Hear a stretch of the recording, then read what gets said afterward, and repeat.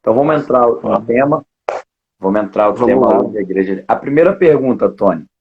Há problema na nossa liturgia? Cara, depende do que é tratado como liturgia, né? Depende do que a pessoa entende como liturgia. A gente entende dicionarialmente falando, tem uma palavra nova aqui. É, vou. O dicionário, né? Pelo dicionário, a liturgia é a forma que você faz o culto, né? É o que você utiliza ali durante o culto.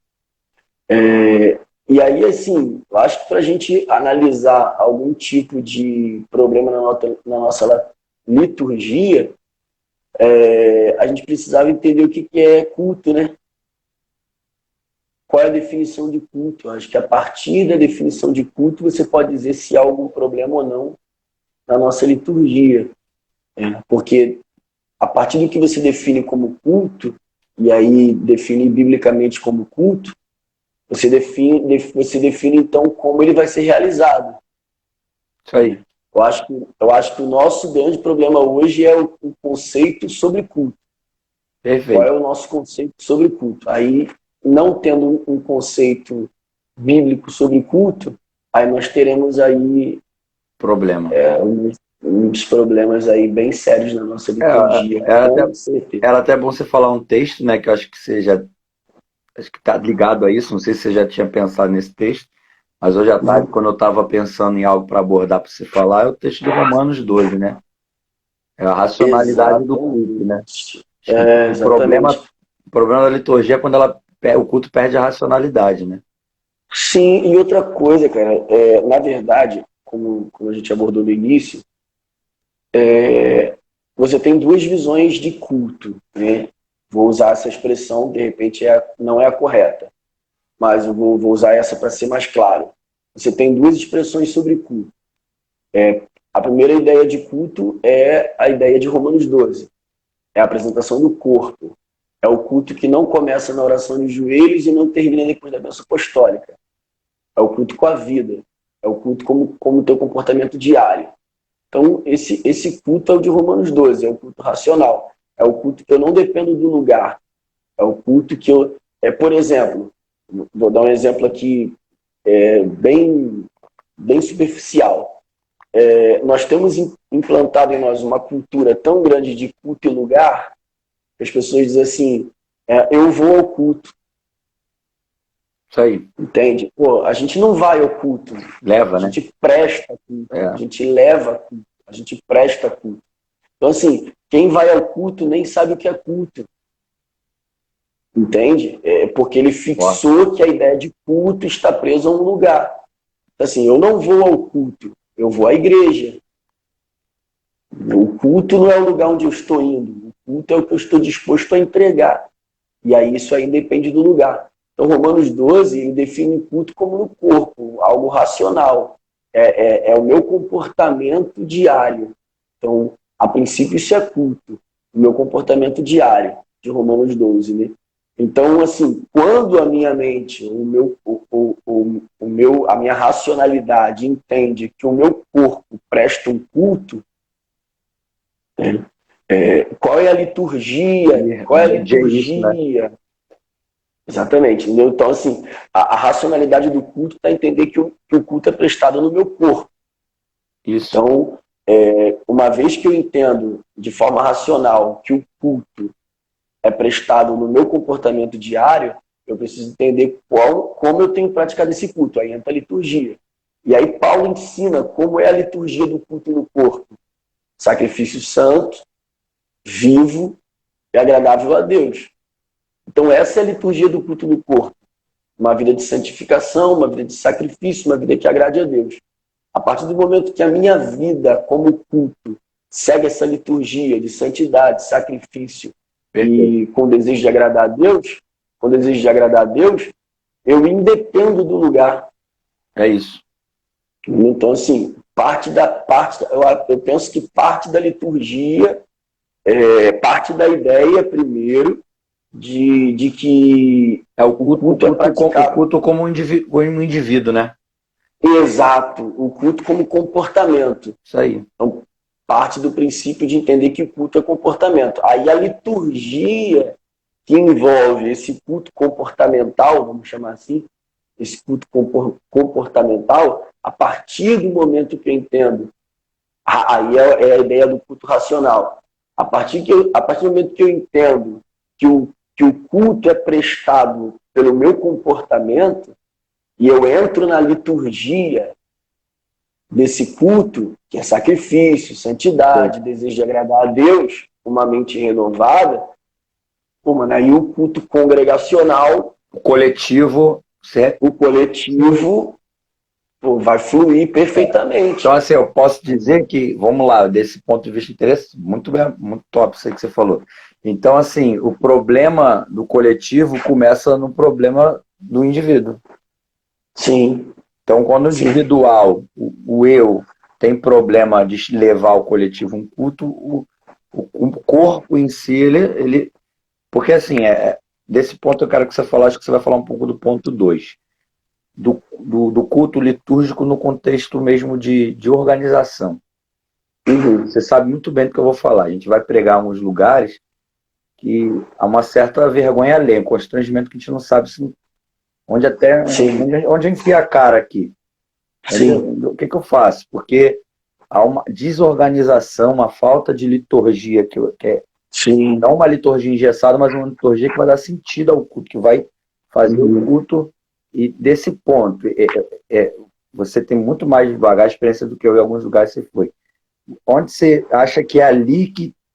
Eu vi um texto, até depois você vai falar sobre esse texto, daquele texto da vigília que você falou, que foi tremendo. Vigília de antigamente é de hoje em dia. E eu acho que um pouco disso passa pela liturgia do culto. Sim. Então, mano, eu estava lendo um texto hoje de manhã, exatamente sobre esse ponto 2, né? O ponto 1 seria a gente entender que o culto é comportamental. É muito difícil, cara. Desculpa eu estar voltando nessa parte. Não, sim, nem pode, ficar à vontade. Mas eu acho que hoje é muito complicado as pessoas entenderem essa primeira ideia de culto como comportamento. As pessoas, quando elas dizem eu vou ao culto, embora isso seja muito, muito mais cultural, né? A ideia de ir ao culto seja uma questão muito mais cultural até do que espiritual. Não estou dizendo que quem usa essa frase não é espiritual, mas essa ideia de ir ao culto, isso denota muito as pessoas que acham que a vida dela fora daquele espaço não é um culto. Isso aí. Entendeu? A vida dela fora daquele espaço não é um culto. Então, voltando à ideia de um culto coletivo, 1 Coríntios 14, Paulo vai tratar da ordem do culto, né? E aí ele fala no versículo 26, quando vos ajuntais, e aí eu gosto dessa ideia de quando vos ajuntais, não há uma necessidade de vocês estarem juntos para cultuar, mas quando vocês se ajuntarem, verso 26, né, 1 Coríntios 14, cada um de vós tem a salmo, tem a doutrina, tem a revelação, tem a língua, a interpretação, e faça-se tudo para a edificação. A gente está tendo um problema, cara, de organização muito grande pelo seguinte, a liturgia, e aí a gente vai novamente entrar nessa ideia de conceito de culto, as pessoas estão fazendo a ideia de que eu só preciso juntar pessoas ao redor de um objetivo que seja louvar e cantar e ouvir alguém pregar. É o famoso entretenimento, né? Entretenimento. Isso aí resume bastante. Entretenimento. Então, assim, quando se trata de entretenimento, as pessoas vão fazendo o que dá certo. Entende? Então, assim, eu prego e muitas pessoas que estão nos vendo aí ouvindo pregam e sabem que existem lugares que, pô, cara, o culto começa você chega lá às 7 horas, porque no cartaz está 7 horas, o culto vai começar às 7h30, entendeu? E aí, quando começa às 7h30, você vai em igrejas mais tradicionais, que o louvor da harpa não tem mais sentido. O louvor da harpa é cantado para esperar os outros chegarem. Isso aí. Você está entendendo? O cara alonga a oração, não é porque ele quer orar, é porque ele está esperando o povo chegar. O cara já cantou todo mundo, mas aí o pregador que tinha que vir não veio, então canta mais um hino. Não é canta mais um hino para que Deus seja louvado. Canta mais um hino para ganhar tempo. Porque o pregador está atrasado. Tá aí. Entendeu? Então isso é um absurdo, cara. Tipo, eu marquei com o Bruno marcou comigo. O culto começa às 7 horas e o culto vai terminar às 9 horas, se assim Deus quiser. É a nossa programação. Se o Bruno não chega no horário, o culto não vai depender dele para ser culto. Eu tenho que ter uma outra pessoa na minha igreja pronta para pregar na falta do Bruno.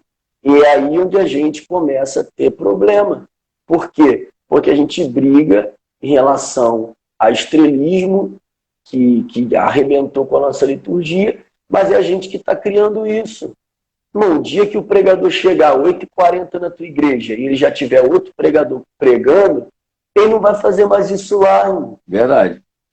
Não, ele não vai fazer mais isso lá. O dia que você chamar o cantor para cantar um hino e ele começar a fazer medley e tu levantar e pegar o microfone e mandar ele sentar, ele não vai fazer mais isso. Só que se você fizer isso, infelizmente, tá achado como hoje, você é o cara que quer matar o irmão. Entendeu?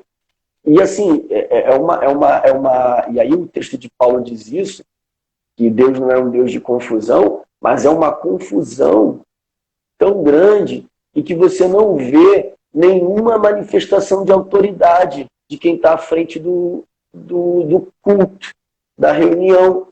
Entendeu? Então, assim, eu gostava muito de ir num dos cultos ali do pastor Daniel Malafaia, porque o Daniel Malafaia, ele geralmente, quando ele ia dirigir o culto, assim, principalmente o culto de quinta-feira, né? Isso aí quando eu, novo convertido, ia muito ali nos cultos da Assembleia de Deus ali de Campo Grande, e aí ele dizia assim, quem fala, fala, quem prega, prega, quem canta, canta. Pronto. Acabou. Pronto. Acabou. Ai de quem, cara, chegasse para cantar e falasse antes. Ele já falava no microfone, entendeu? Aí de quem fosse para falar e quisesse orar, cantar. Então, assim, a falta... E aí entra a questão do individual. A falta de educação do indivíduo promove uma confusão coletiva.